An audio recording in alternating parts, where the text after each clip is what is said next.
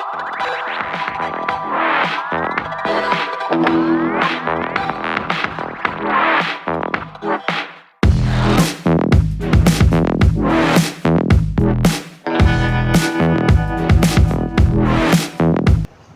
वालेकुम, मैं हूं फाइज़ बशीर, आपका ऑनलाइन टीचर। और आज हम बात करने वाले हैं साइंस की। तो सबसे पहले तो क्लास 6 के स्टूडेंट्स अपनी साइंस की बुक्स निकालें। उन्हें याद होना चाहिए कि हम फर्स्ट चैप्टर स्टार्ट कर चुके हैं और आज हमारे फर्स्ट चैप्टर का तीसरा लेक्चर है। इससे पहले हम 2 लेक्चर फर्स्ट चैप्टर के कर चुके हैं। फर्स्ट चैप्टर यानी व्हाट इज़ साइंस, तो हम ये बात जान चुके हैं कि साइंस एक्चुअली है क्या। एक आसान सी बात में अगर डिफ़ाइन करें तो science is the process of getting knowledge about everything. Science एक तरीका है, एक मरहला है मुख्तलिफ़ चीज़ों के बारे में मालूमात हासिल करने का। सही। उस पर हमने बात की थी साइंटिफिक मेथड की, कि जो साइंटिस्ट होते हैं वो किस तरह से साइंस की फील्ड में काम करते हैं, कौन कौन से स्टेप्स उनके वो अपनाते हैं अपने किसी प्रॉब्लम को सॉल्व करने के लिए, कोई भी रिसर्च वर्क करने के लिए। साइंसदान जो है वो कौन कौन से स्टेप्स जो है अपनाते होंगे, क्या साइंसदानों के अंदर कौन कौन सी एबिलिटीज़ होती होंगी कि वो एक साइंटिस्ट बने। तो हमने कहा था कि साइंटिस्ट कोई एक आम कोई खलाई मखलूक नहीं है, बल्कि साइंटिस्ट जो है वो एक आम इंसान होता है, लेकिन जिसके अंदर लगन है, जुस्तजू है, वो मेहनत करता है, तो वो अपनी उस खोज को हासिल कर लेता है, उसका जवाब ढूंढ लेता है। आज हम डिस्कस करने वाले हैं कुछ ऐसी क्वालिटीज़ को, कुछ ऐसी एबिलिटीज़ को, कुछ ऐसे स्किल्स को जो बेसिकली देखे गए हैं साइंटिस्ट के अंदर। हमने जब देखा, स्टडी किया कुछ साइंटिस्ट को, तो उनकी लाइफ को देखा गया, तो देखा गया कि वो ऐसी कौन सी ख़ास बातें हैं जो एक साइंटिस्ट को मुख्तलिफ बना रही हैं एक आम इंसान से। ऐसी कौन सी क्वालिटीज़ हैं जो आम इंसान में मौजूद नहीं है लेकिन इस साइंटिस्ट में मौजूद होती हैं। तो आज हम डिस्कस करने वाले हैं साइंटिफिक स्किल्स को। वो कौन से स्किल्स हैं जो एक साइंसदान के अंदर पाए जाते हैं, और साइंसदान के अंदर वो स्किल्स हैं तो वो एक अच्छा साइंटिस्ट बन सकता है, या कोई भी इंसान एक अच्छा जो है वो अपनी फील्ड में काम कर सकता है। तो पहले तो यहाँ पे हम जिन स्किल्स की बात करने वाले हैं वो पहला है आपके पास ऑब्जर्विंग, ऑब्जर्वेशन। सो ऑब्जर्वेशन जो है वो साइंटिफिक मेथड का पहला स्टेप भी होता है और ये साइंटिफिक स्किल भी पहला है। यानी अगर एक बंदा साइंटिस्ट है तो उसकी ऑब्जर्वेशन, या उसको साइंटिस्ट बनना है तो उसकी ऑब्जर्वेशन स्ट्रॉन्ग होनी चाहिए, उसका मुशाहिदा स्ट्रॉन्ग होना चाहिए। ऑब्जर्वेशन बेसिकली होती क्या है? ऑब्जर्वेशन वो इन्फॉर्मेशन है जो कलेक्ट की जाती है सेंस ऑर्गन के ज़रिए। हम जो देखते हैं, हम जो सुनते हैं, हम जो सूंघते हैं, जो चखते हैं, जो फील करते हैं, इन सेंस ऑर्गन्स के थ्रू हम जो इन्फॉर्मेशन कलेक्ट कर रहे हैं, एक्चुअली वही तो हमारी ऑब्जर्वेशन है। उसी को तो ऑब्जर्व जो है ऑब्जर्वेशन कहेंगे, कि आप आँखों से देख रहे हैं, आँखों से ऑब्जर्व कर रहे हैं, सुन के चीज़ों को ऑब्जर्व कर रहे हैं, सूंघ के चीज़ों को ऑब्जर्व कर रहे हैं, स्मेल करके चीज़ों को ऑब्जर्व कर रहे हैं। तो यही ऑब्जर्वेशन है। ये सेंस ऑर्गन्स ही हैं जिनके थ्रू हम डिफरेंट टाइप की चीज़ों को ऑब्जर्व करते हैं जो हमारे इर्द गिर्द मौजूद हैं। तो पहला स्टेप भी मेथड का यही था, और पहला स्किल भी साइंटिफिक स्किल यही है कि एक बंदे की ऑब्जर्वेशन स्किल्स बहुत स्ट्रांग होनी चाहिए। वो ऑब्ज़र्व कर सके कि चेंज क्या है, कल और आज में कुछ देर बाद क्या चेंज आ गया है, जो वो आंखों से देख सकता है तब्दीली, या वो सूंघ का पता लगा लेगा, या वो सुन का पता लगा लेगा। सही। तो एक साइंटिस्ट की ऑब्जर्वेशन स्किल्स बहुत ज़्यादा स्ट्रांग होती हैं, और अगर उसको ऑब्ज़र्व करने के लिए ज़रूरत पड़ी किसी इंस्ट्रूमेंट की, किसी टूल की, तो वो उसे भी यूज़ कर सकता है। फॉर एग्ज़ाम्पल, आपके पास जो डॉक्टर्स होते हैं, कुछ डॉक्टर्स ऐसे भी होते हैं जो हकीम अगर होते हैं, वो डायरेक्ट आपकी जो है वो नब्ज़ पकड़ कर धड़कन चेक कर लेते हैं। बस नब्ज़ पकड़ेंगे, ऐसे हाथ से धड़कन चेक कर लेंगे, ऐसे पॉसिबल है। लेकिन अगर एक डॉक्टर स्टेथोस्कोप यूज़ करे, जो कान में लगाते हैं, उसको रख कर जो कहते हैं सांस लें, स्टेथोस्कोप को यूज़ करें, तो वो अच्छे तरीके से और अच्छे तरीके से ऑब्ज़र्व कर लेगा कि दिल की धड़कन कहीं चल रही है। हाथ से भी कर सकता है, लेकिन अगर वो स्टेथोस्कोप यूज़ करेगा तो उसको आसानी हो जाएगी। सही है। वो उसकी ऑब्जर्वेशन मज़ीद अच्छी हो जाएगी, धड़कन को बआसानी सुन सकता है कि दिल की धड़कन की रफ्तार क्या है। सही। तो अगर ऑब्जर्वेशन के दौरान तो सेंस ऑर्गन काफ़ी नहीं है, कोई दूसरे कोई इंस्ट्रूमेंट या टूल भी यूज़ करना पड़े, तो साइंटिस्ट करते हैं ताकि उनकी ऑब्जर्वेशन मज़ीद स्ट्रॉन्ग हो जाए और उन्हें अच्छे नताइज मिलें। तो पहला स्किल क्या है? ऑब्जर्वेशन। चीज़ों को ऑब्ज़र्व करना है, गौर व फिक्र करना है, और एक मुशाहिदा कायम करना है कि क्या बात क्या है यहाँ पे, ऐसा क्यों हो रहा है। सही। ऑब्जर्वेशन के बाद जो है आप अभी काम कर सकते हैं कि आप जहाँ बैठे हुए हैं इस वक्त, तो या कहीं भी ऐसा मौजूद है, वहाँ 2 मिनट के लिए आप अपने इर्द गिर्द ज़रा देखें, तो आपको बहुत सारी चीज़ें ऑब्ज़र्व करने को मिलेंगी। बहुत सारी चीज़ें ऐसी हैं जो आपने कभी घर में नोट ही नहीं की होंगी अपने, लेकिन वो हैं। सही, ऑब्ज़र्व किया जाए तो बहुत सारी चीज़ें आपको ऑब्ज़र्व करने को अपने इर्द गिर्द ही मिल जाएंगी जहाँ आप मौजूद हैं। सही। नेक्स्ट आपके पास जो स्किल है, साइंटिफिक स्किल, वो है इनफेरिंग।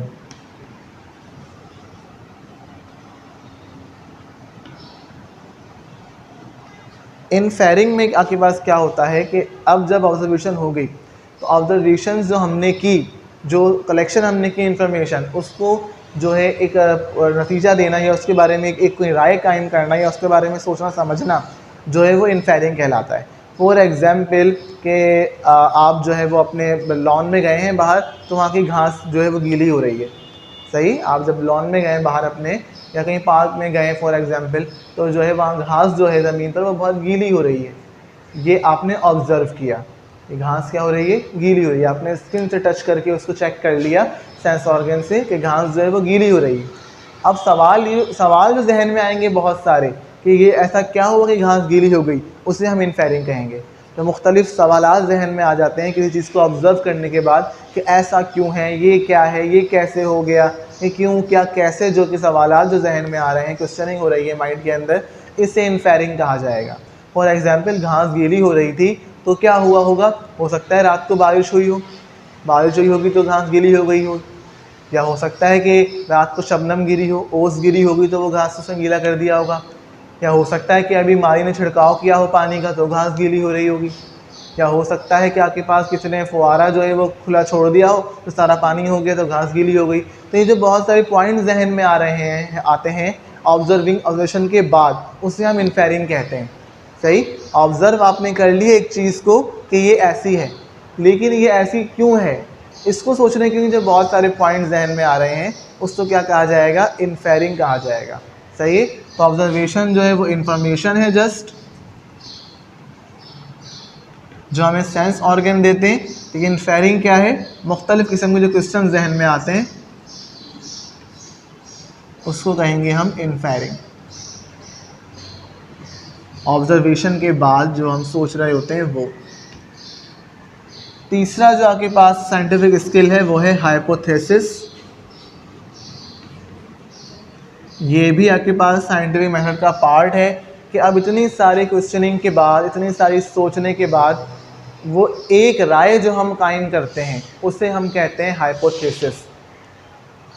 सही, कि भाई घास गीली थी, ऑब्ज़र्व कर लिया तो क्या हुआ होगा, बारिश भी हो सकती है, ओस भी गिर सकती है, माली छिड़काव भी कर सकता है।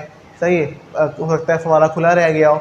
लेकिन इतनी सारी बातों में वो एक पॉइंट क्या है जो मैं कहता हूँ हाँ ऐसा हुआ होगा, मैं समझता हूँ कि ऐसा हुआ होगा, कि नहीं बारिश ही हुई होगी, मैं ये समझता हूँ कि बारिश हुई होगी। सही, तो ये जो मैंने अपनी एक राय दी है, ये जो मैं अपनी एक राय कायम कर रहा हूँ, इसे हम कहते हैं हाइपोथेसिस।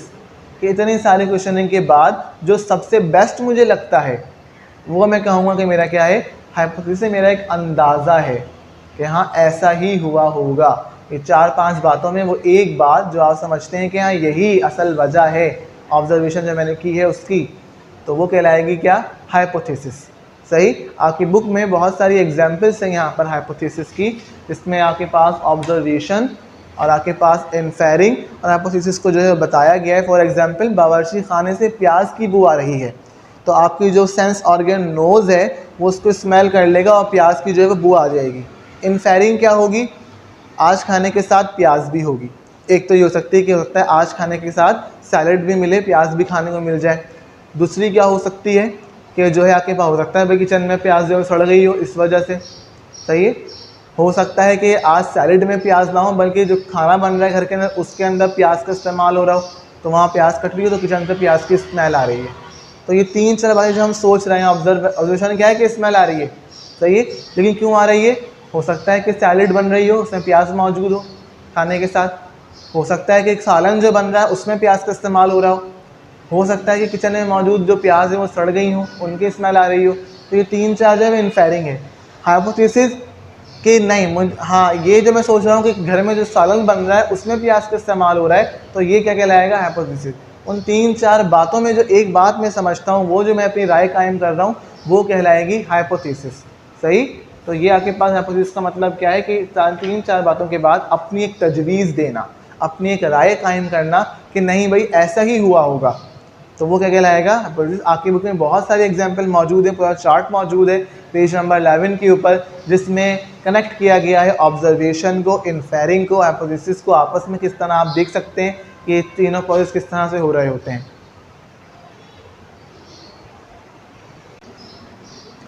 एक और एग्जाम्पल ले लेते हैं इस तरह की कि लीमू खट्टे होते हैं। सही है, लीमू मैंने लिए और लीमू का जब मैंने टेस्ट किया लेमन को तो वो खट्टा था, टेस्ट किया वो खट्टा था। ये क्या है, ऑब्जर्वेशन।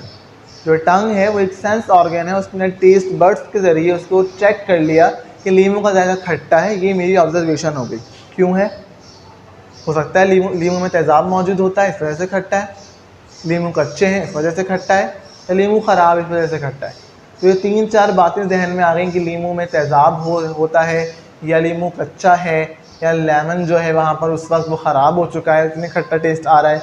तो ये क्या है, इनफेरिंग। लेकिन मैं ये कहता हूँ कि लीमू इसलिए खट्टा है क्योंकि उसमें तेज़ाब होता है, लीमू के अंदर सिट्रिक एसिड होता है, इस वजह से वो खट्टा है। तो ये क्या हो जाएगा, हाइपोथेसिस। ये 3-4 बातें सोचने के बाद अपनी एक राय कायम करना कहलाता है। तो observation, hypothesis and observation, inferring and then hypothesis. तो ये कुछ स्टेप्स हैं जो साइंटिफिक मेथड में फॉलो किए जाते हैं और ये साइंटिफिक स्किल्स भी हैं। इसके बाद हमारे पास नेक्स्ट स्किल क्या है, एक्सपेरिमेंट।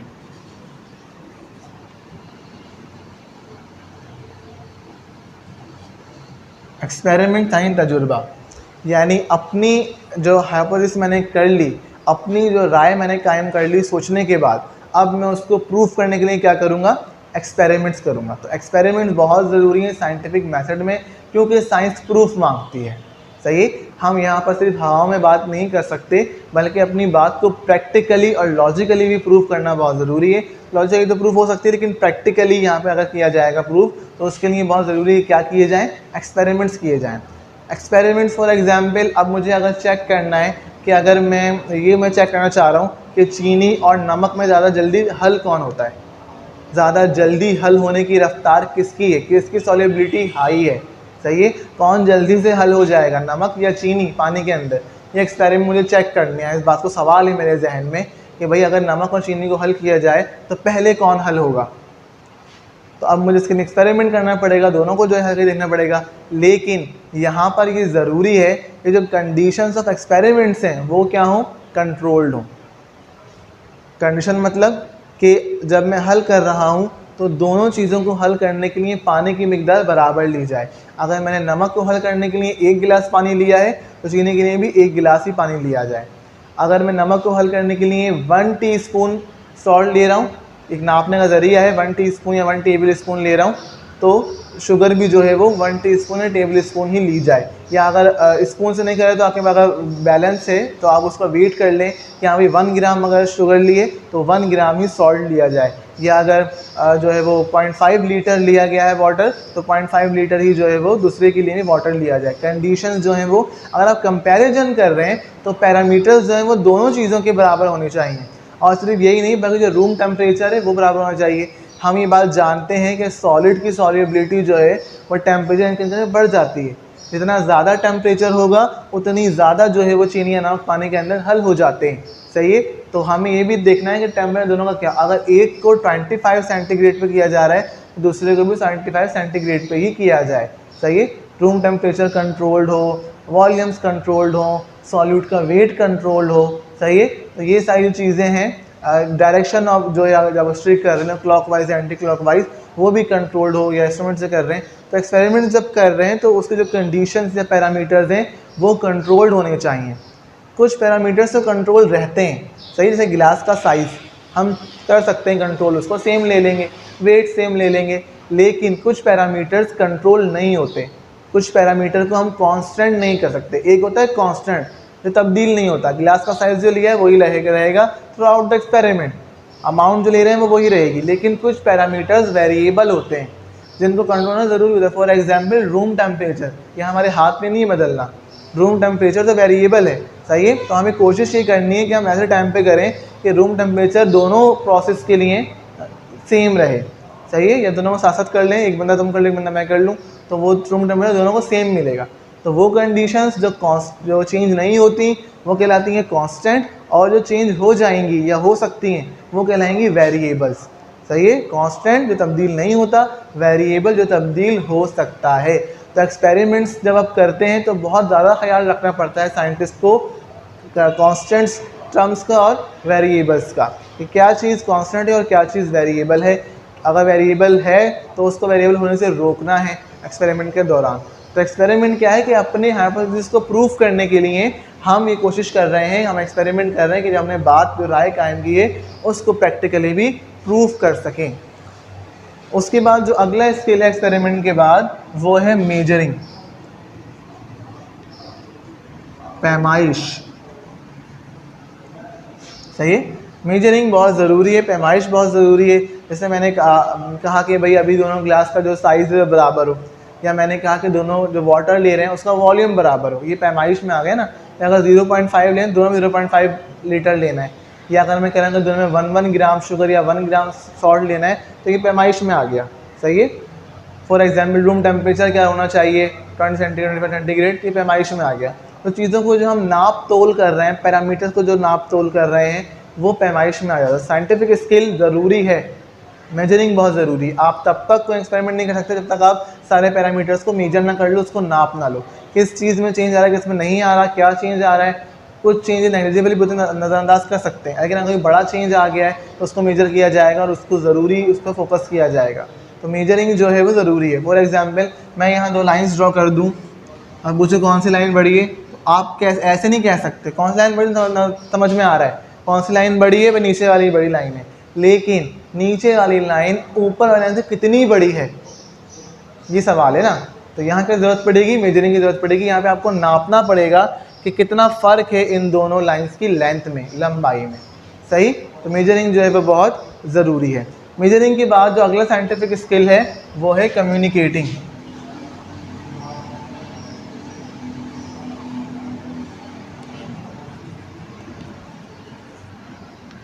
कम्युनिकेशन, जब एक किसी रिसर्च वर्क पे काम किया जाता है या किसी भी चीज़ को कोई प्रॉब्लम सॉल्व की जाती है, तो वहाँ एक अकेला बंदा काम नहीं कर रहा होता।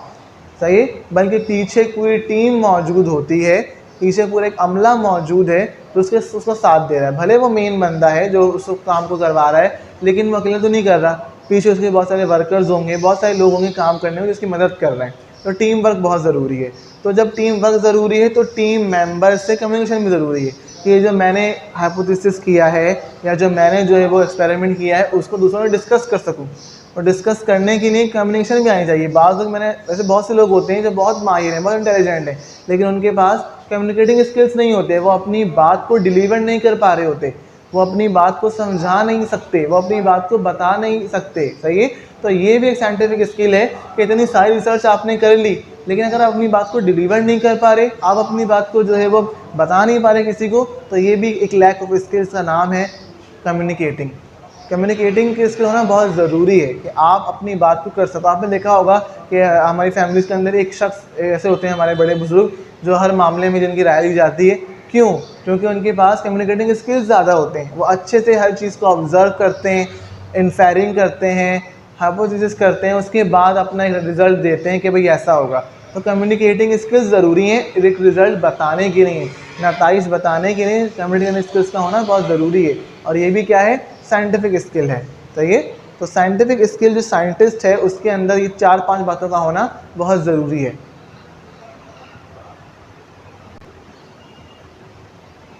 तो ये वो सारे स्किल्स हैं जो एक साइंटिस्ट के अंदर होने चाहिए, साइंटिफिक स्किल्स हैं, आम इंसान में भी होने चाहिए, और इन्हीं पॉइंट्स पर काम करते हुए किसी भी प्रोसेस को गुजरना चाहिए।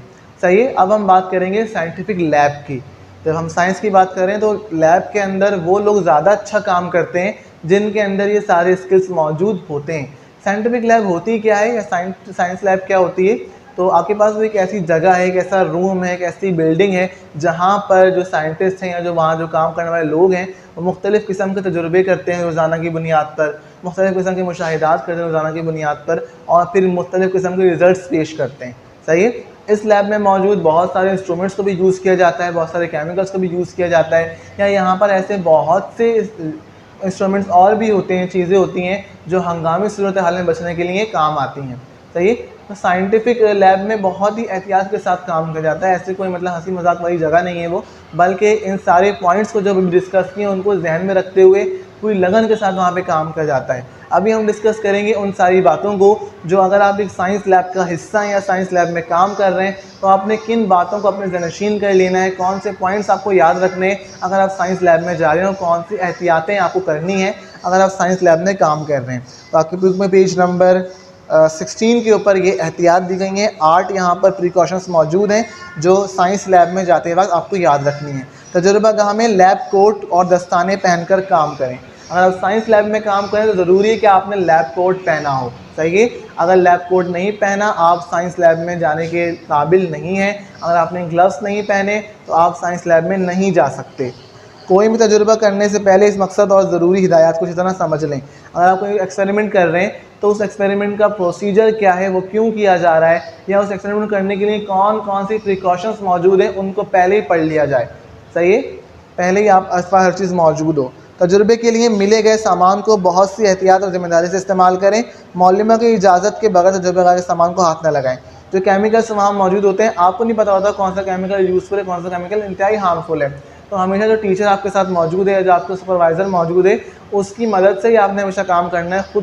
खुद से कोई चीज़ जो आपको नहीं पता उसको टच नहीं करना, उसको हाथ नहीं लगाना है आपने। सही। केमिकल्स को इस्तेमाल करने से पहले इन पर मौजूद लेबल ज़रूर पढ़ लें। अगर कोई बोतल बगैर लेबल के है तो मालूमात को बताएं। साइंस लैब के अंदर हर बोतल के ऊपर, हर चीज़ के ऊपर उसका लेबल लगा होता है, उसका नाम लगा होता है। For example hydrochloric acid, sodium hydroxide, हर चीज़ के ऊपर, हर केमिकल का उसका नाम होता है। अगर किसी बोतल के ऊपर उसका नेम, उसका लेबल मेंशन नहीं है तो आप उसको ना लगाएं। आपको नहीं पता उसके अंदर क्या मौजूद है। सही है। तो पहले डिस्कस कर लें, बता दें इस बात को अपने सुपरवाइज़र या टीचर को, ताकि आपको बता दें या लेबल लगा दें उसके ऊपर कि वो क्या चीज़ है। सही। तजुर्बागाह में खाने पीने से गुरेज करें। लैब के अंदर खाना पीना बिल्कुल मना होता है क्योंकि वहाँ मुख्तलिफ़ किस्म के एक्सपेरिमेंट्स हो रहे हैं, मुख्तलिफ़ किस्म के केमिकल यूज़ किए जा रहे हैं। तो हो सकता है कि हम कोई केमिकल हमारे हाथों में लगा हुआ है तो अंदर चला जाए बॉडी के, या हम उसको इनहेल ना कर लें सांस के ज़रिए। तो खाना पीना बिल्कुल लैब में अलाउ नहीं होता, बल्कि अगर खाना पीना है तो लैब में नहीं है। सही। लैब से बाहर जाकर खाना पीना करें। नेक्स्ट उसके बाद तजुर्बा मुकम्मल होने के बाद तमाम सामान हिफाजत के साथ उस जगह पर रख दें। अगर आपका एक्सपेरिमेंट कंप्लीट हो गया है तो आपने भाग नहीं जाना, बल्कि सारे सामान को जो है वो वॉश करना है प्रॉपर्ली, और जहाँ से उठाया था वहीं जाकर वैसे ही वापस रख देना है। सही। ये काम लाजमी करना है, वॉशिंग का काम। आप छोड़ दें किसी भी अपरेटस को तो वो उसमें वो गर्द जम जाएगी, वो केमिकल जम जाएगा, वो ख़राब हो जाएगा।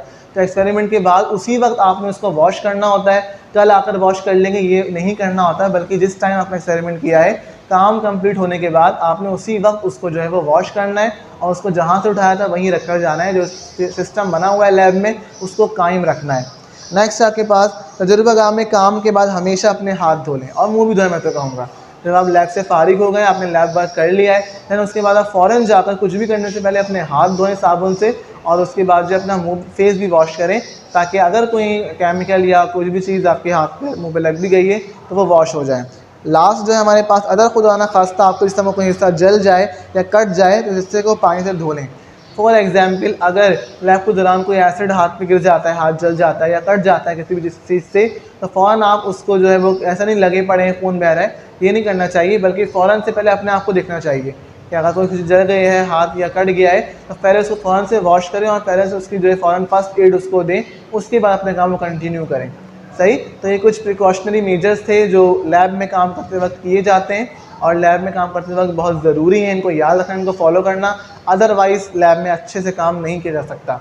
उसके बाद हमारे पास पेज नंबर 17 के ऊपर कुछ इंस्ट्रूमेंट भी दिखाए गए हैं जो लैब में इस्तेमाल किए जाते हैं। For the first one is microscope. आप देख सकते हैं अपनी बुक में माइक्रोस्कोप है, बीकर है, इस पर जो है वो ml जो है वो मेजर्स बताया गया है कि कौन कितना ml हमें वाटर या कोई केमिकल ले जा सकता है। मेजरिंग सिलेंडर है, फनल है, मैग्नीफाइंग गिलास है, ट्राईपॉड स्टैंड दिखाया गया है, मैग्नेट है, फिजिकल बैलेंस है, बैटरी है, इम्तिहानी नली है, टेस्ट ट्यूब वगैरह जिसमें आप मुख्तलिफ केमिकल को टेस्ट करते हुए टेस्ट ट्यूब कहते हैं, तो टेस्ट ट्यूब हमें दिखाई गई हैं। और बंसन बर्नर यानी आग लगाने के लिए जो चूल्हा घरों में होता है, लेकिन लैब के अंदर बंसन बर्नर होता है या स्पिट लैंप होता है जिसमें आग लगाई जाती है, जो किसी को हीट करना है तो उसको यूज़ किया जाता है। मुख्तलिफ़ किस्म की और भी लैब जो है अपरेटस हैं, इंस्ट्रूमेंट हैं तो लैब में होते हैं मौजूद, तो आप नेट में सर्च कर सकते हैं। आपने एक लिस्ट भी बनानी है कि जो है लैब में कौन कौन से इंस्ट्रूमेंट यूज़ किए जाते हैं साइंस लैब के अंदर। मुख्तलिफ बायोलॉजिकल लैब के और केमिकल लैब के, फिजिकल लैब के इंस्ट्रूमेंट्स काफ़ी अलग होते हैं, तो आपने एक लिस्ट बना लेनी है कि कौन कौन से लैब इंस्ट्रूमेंट हैं। सो आज के लिए इतना ही। उम्मीद है आपको आज की बात समझ में आई होगी और आपने अपने इस पूरे टॉपिक को रीड करना है, अपना होमवर्क और क्लास वर्क कंप्लीट करना है, उसके बाद यहाँ से जाना है। आज के लिए okay students, it's your class work time. और अब बारी है आपके होमवर्क की।